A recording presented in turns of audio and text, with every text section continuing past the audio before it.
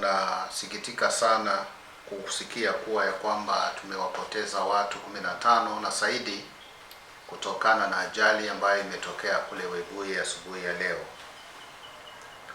Sisi tunatoa rambirambi kwa familia hizo ambazo zimepatwa na ule mkasa, na zaidi sana marafiki waliopoteza watu na hata kanisa katika eneo hilo ambalo limeweza kupoteza washiriki kutoka katika madhehebu mbalimbali.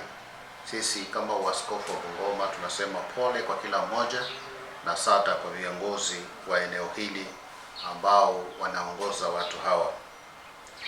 Tunataka tuweze kusii ya kwamba wananchi wawe waangalifu wakati kumetokea ajali ama mkasa fulani, ili wakienda kule barabarani wasijazane sana hata kufikia kiwango cha kuzuia magari mengine na abiria wengine kuweza kusafiri kwa sababu ya kuweza kuja pamoja.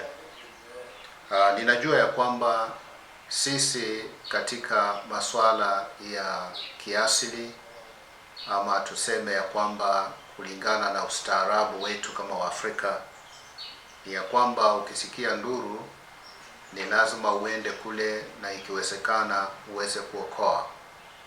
Na ninafikiri ya kwamba bado jambo hilo limo ndani mwetu, ndiposa kwa wingi na mara nyingi linapotokea jambo tunatoka wote kwa sababu ya kuweza kuwa na hayo maneno ambayo inatokana na ile ustaarabu wa Afrika.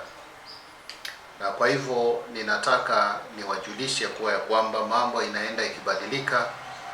Wakati kama huu hatari zimekuwa nyingi na zinatokea katika pande mbalimbali, na kwa hivyo mahala tunapoenda ni lazima tuweze kuwa waangalifu sana.